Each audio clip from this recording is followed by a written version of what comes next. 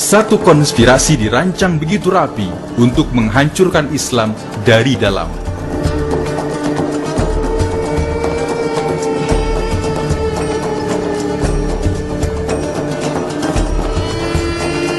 Yahudi mendirikan pusat studi Islam untuk melatih agen-agen spionasi atau agen perisikan untuk menyusup ke dalam masyarakat Islam.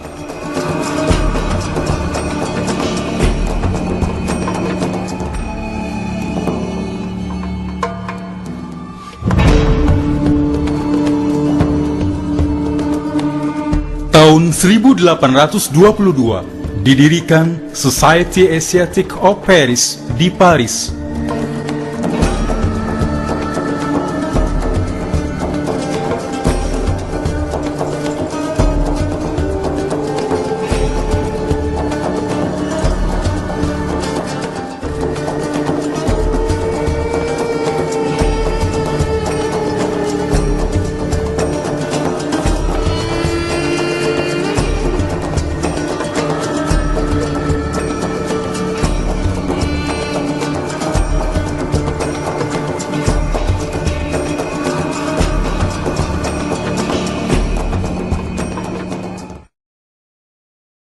Tahun 1842, American Oriental Society didirikan di Amerika.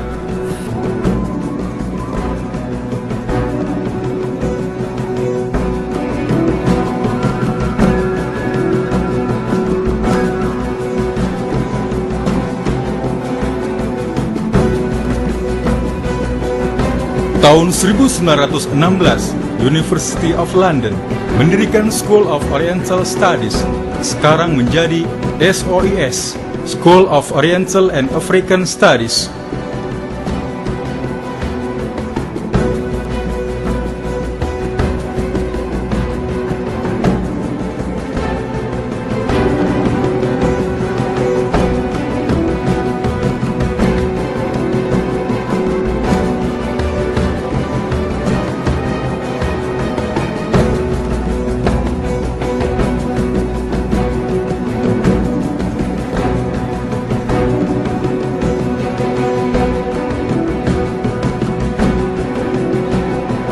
Agen-agen orientalis itu dihantar ke negara-negara Islam dan menyamar sebagai ulama.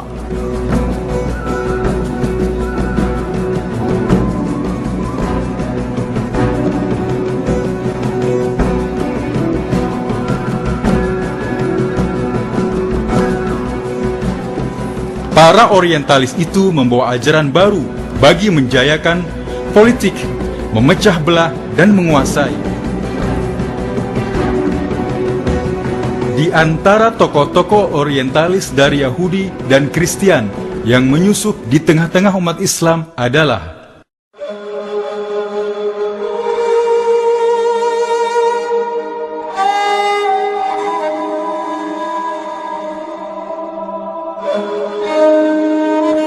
Mr. Hamper atau Syekh Muhammad Majmu'i pada tahun 1710 dihantar oleh British ke Mesir, Turki, Irak, Hijaz, dan sekitarnya.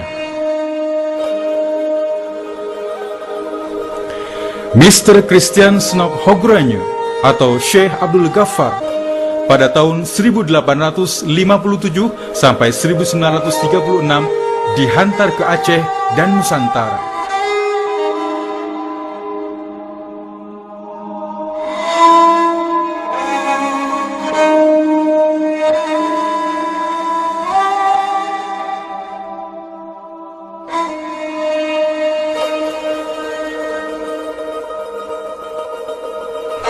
Duncan Blake McDonnell tahun 1863 sampai tahun 1943 dihantar ke Amerika dan menjadi rujukan cendekiawan Islam dari seluruh dunia.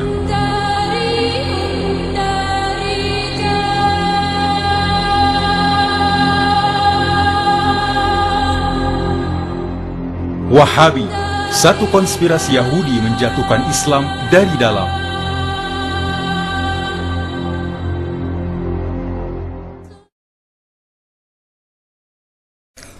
Apa itu Wahabi? Wahabi merupakan satu fahaman yang diasaskan oleh Muhammad ibnu Abdul Wahhab. Fahaman ini dinisbahkan kepada nama bapaknya Abdul Wahhab sebagai Wahabi, tidak kepada namanya sendiri sebagai Muhammadi. Ini adalah ijtihad ulama supaya umat Islam tidak keliru dengan ajaran Islam sebenar dari Muhammad sallallahu alaihi wasallam.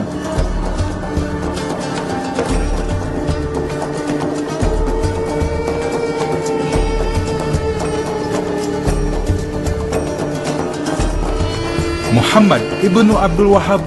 Siapakah Muhammad ibnu Abdul Wahhab? 1793, lahir di kampung Ainiyah, Najd, Arab Saudi.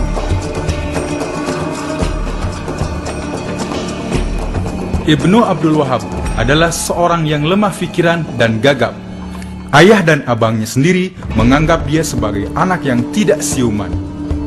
Ibnu Abdul Wahhab sangat terpengaruh dengan ajaran Ibnu Taimiyah yang mengasaskan fahaman Mujassimah.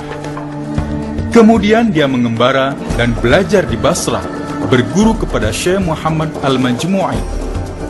Syekh Muhammad Al-Majmu'i adalah Mr. Hamper, yaitu seorang orientalis dan agen Yahudi dari British. Dia adalah seorang pakar ilmu Islam berbahasa Arab, Turki, Parsi, dan telah lama mempelajari Islam di Turki dan Irak.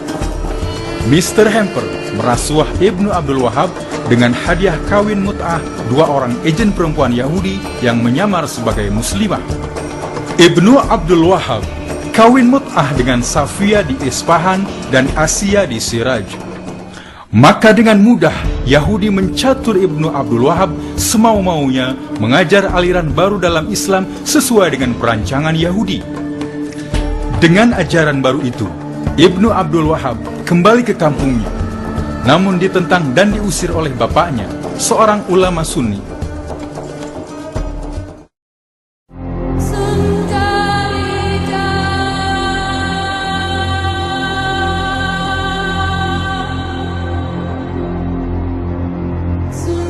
Kerjasama Yahudi, keluarga Al-Saud, dan golongan Wahabi membentuk kerajaan Arab Saudi.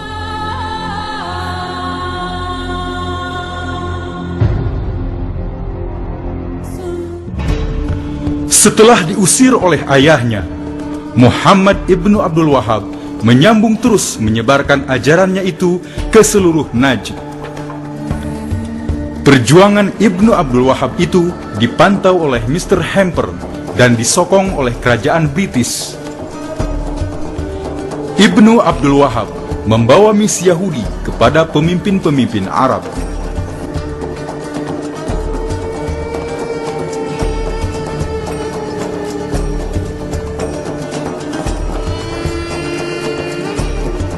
Pada tahun 1747, Ibnu Abdul Wahhab bertemu dengan Muhammad ibnu Saud.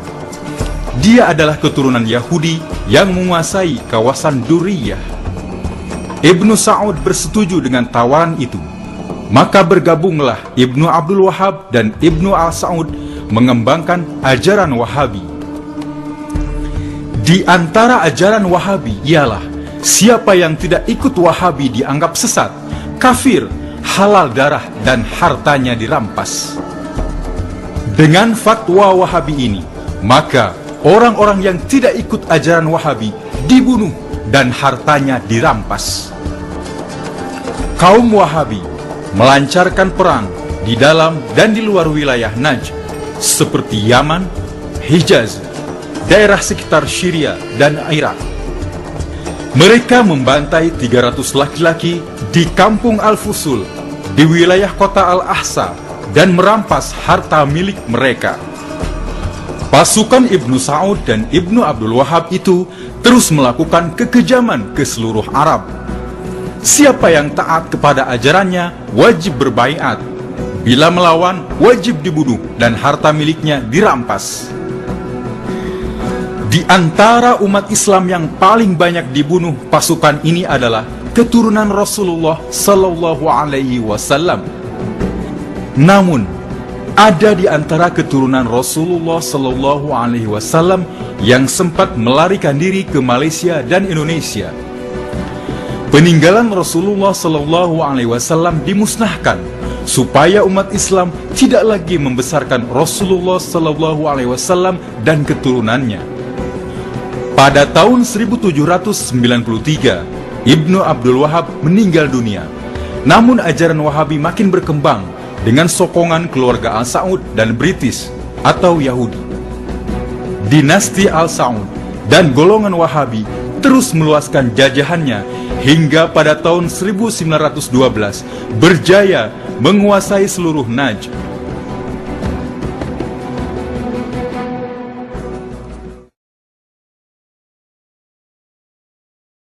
Yahudi mencetuskan revolusi Arab untuk menjatuhkan Empire Islam Utsmaniyah.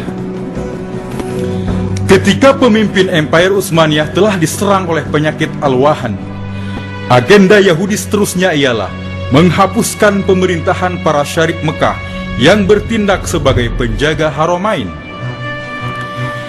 Yahudi melantik T.E. Lawrence sebagai agen perisikan yang menyusup ke dalam bangsa Arab. Lawrence adalah seorang saintis yang menguasai 6 bahasa utama dunia, termasuk bahasa Arab. Dia sangat menguasai kawasan dan peradaban bangsa Arab, dikenali sebagai Lawrence of Arabia. Lawrence mengesan siapakah tokoh pemimpin Arab yang inginkan kekuasaan. Ditemukan tokoh Syarif Husin, wakil Empire Utsmaniyah di Haramain. Lawrence berjaya menghasut dan menipu Syarif Husin untuk membebaskan diri dari Empire Islam Utsmaniyah.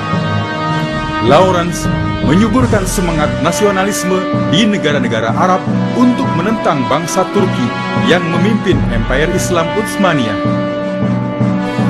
Lawrence adalah seorang gay atau homoseks yang sanggup melakukan apa saja untuk menawan mangsanya.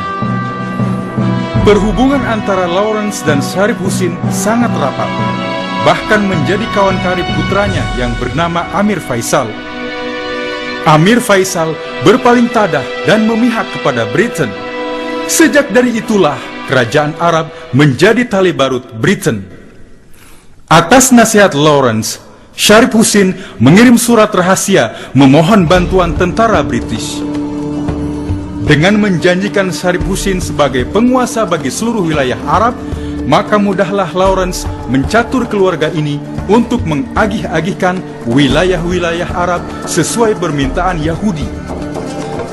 Pada tahun 1915, Britain mulai menduduki kawasan Irak.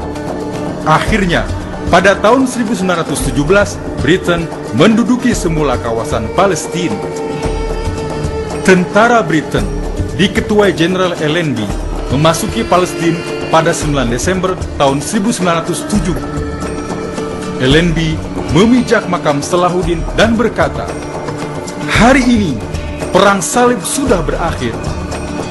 Pada tahun 1918, tentara kolonial Britain menduduki pusat pemerintahan Turki Utsmaniyah, yaitu Istanbul. Perjanjian Faisal-Weizmann ditandatangani pada 3 Januari tahun 1919 dalam persidangan Paris. Weizmann adalah presiden pertubuhan Zionis dunia. Setelah perjanjian itu, Weizmann menjadi presiden pertama negara Israel.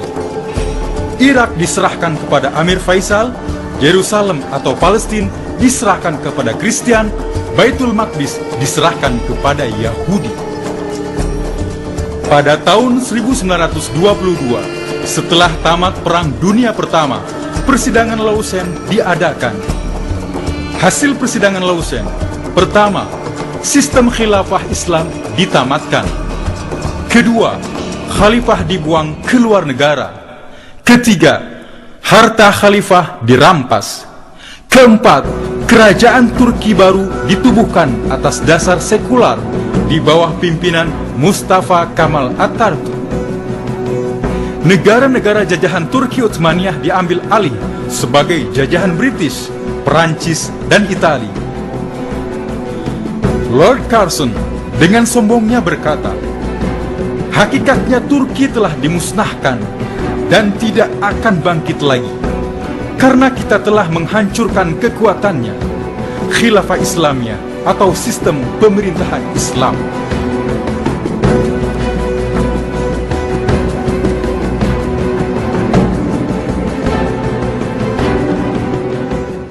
Yahudi melantik Saudi dan Wahabi sebagai penguasa Haramain. Setelah kejatuhan Empire Utsmaniyah, negara-negara kecil seperti Kuwait, Yaman, dan lain-lain diserahkan kepada kabilah-kabilah yang dipilih oleh Yahudi. Negara-negara kecil itu semua tertakluk pada penjajahan British, Prancis, dan Itali. Janjinya kepada Syarif Husin untuk mengangkatnya sebagai penguasa seluruh Arab hanyalah janji kosong. Syarif Husin hanya mendapatkan kerajaan Jordan yang kecil dan miskin. Balasan bagi pengkhianat Islam. Pada tahun 1925, keluarga Al Saud berjaya menawan kota suci Mekah daripada Syarif Husin. Pada 10 Januari tahun 1926, Abdullah Aziz Al Saud ditabalkan menjadi Raja Hijaz di Masjidil Haram, Mekah. Pada tahun 1932, setelah menguasai sebagian besar semenanjung Arab, Ibnu Saud menamakan tanah gabungan Hijaz dan Najd sebagai Arab Saudi. Abdul Aziz Ibnu Saud kemudian menabalkan dirinya sebagai Raja Arab Saudi dengan sokongan pihak British. Fahaman Wahabi menjadi agama resmi Arab Saudi dan dikembangkan ke seluruh dunia. Mengapa Yahudi mencipta Wahabi? Pertama, Yahudi sangat faham bahwa kekuatan umat Islam adalah pada kekuatan ruhnya, yakni ruh yang sangat kenal, cinta dan takut kepada Allah Subhanahu wa Ta'ala. Oleh karena itu, umat Islam mesti dipisahkan dari Allah. Yang kedua, Yahudi sangat faham bahwa kehebatan umat Islam karena berjaya menghubungkan kekuatan ruh dengan kehidupan lahir.